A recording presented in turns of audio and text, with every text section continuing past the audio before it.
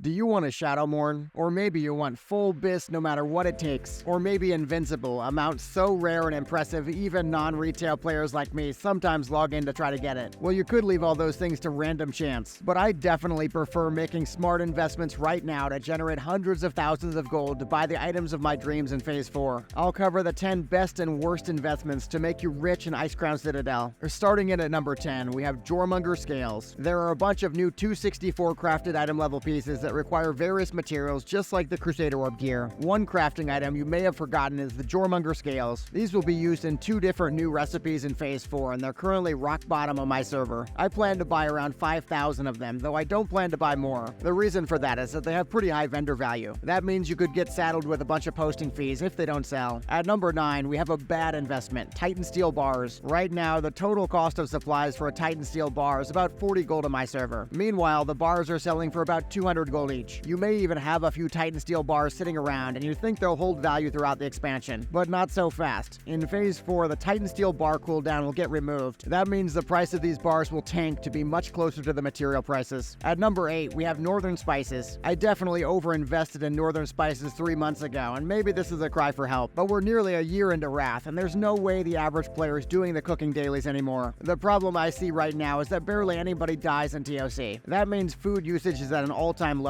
Unlike TOC, I'm predicting ICC will be a very hard 3-hour plus raid. I just have to imagine Northern Spices will go up at least 30% in the next 4 months. At number 7, we have Eternal Earth and Eternal Shadow. There are new arrows and bullets added with the Ashen Verdict reputation in Phase 4. Honored reputation will allow you to purchase one of the 2 new recipes for 1 Primordial Serenite. Just think of the Primordial Serenite like the new Crusader Orb. With Gnomish engineering, you can take 2 Crystallized Shadow and make 1,000 Iceblade arrows. Meanwhile, with Goblin engineering, you can take 2 Crystallized Earth and make 1,000 Shadow rounds. As for which specialization to choose for max profit, I'd say way less people are Gnomish right now. That means making the arrow seems like the smart play. I'm definitely going to be investing heavily in both these Eternals and even making the ammo myself, since it should be a great gold maker. At number 6, we have Abyss Crystals. Abyss Crystals are rock bottom right now, and people definitely forget how necessary they are for enchanting. As world tours dry up, Abyss Crystals should stabilize and rise in price again. That is, of course, unless we get a new Titan Rune Gamma mode with even more epic drops. Of course, you shouldn't forget the Abyssal Shatter, which just came out this phase as well. That can be profitable by generating greater cosmic essence, depending on the prices. You not joining this community and subscribing is going to Abyssal Shatter my heart. I think the right thing to do would be to subscribe so that doesn't happen. At number 5, we have Frozen Orbs. Frozen Orbs are either going to be good or terrible depending on your server prices. There's a new NPC named Frozo in Phase 3, and he'll turn your Frozen Orbs into Eternals or Crusader Orbs. It'll take 6 Frozen Orbs to create 1 Crusader Orb. Currently on Fairlina, a Runed Orb from last phase is 150 gold. I'm going to operate under the assumption that Crusader Orbs will hold value similar to Runed Orbs next phase. That means it would be profitable to invest in Frozen Orbs under 25 gold each, but under 20 would be even better. The number 4 best investment you can make is Dream Shards. Dream Shards are required for a lot of relevant enchants like superior spell power for bracers and mighty spell power for weapons. Typically, you'd be getting a lot of Dream Shards from heroic dungeons, but pretty much everybody does heroic plus now, where all you get is purples. Sure, you could do the Serenite Shuffle and generate shards that way, but I'd wager a lot less people are going to be doing that in the next 4 months. That means Dream Shards should rise in price throughout the rest of the expansion. At number 3, we have investing in a network. This is more of a plan than just an investment, but you should definitely invest in a network of players to do the Ashen Verdict rep farming with.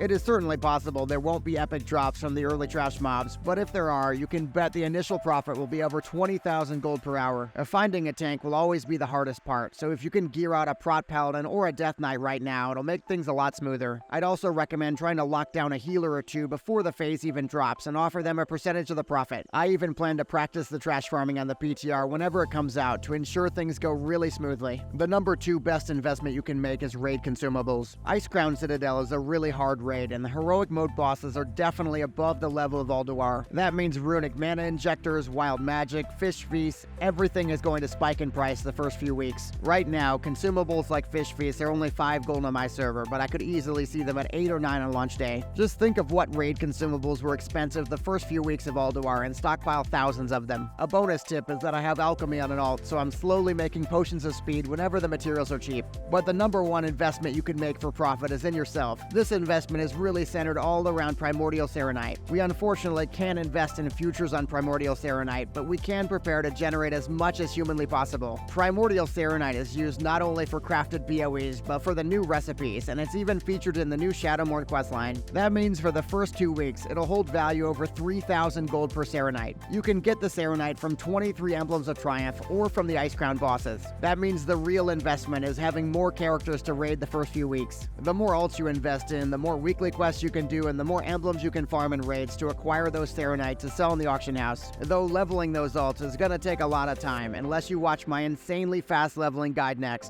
I compiled the fastest methods nobody knows about to level way quicker.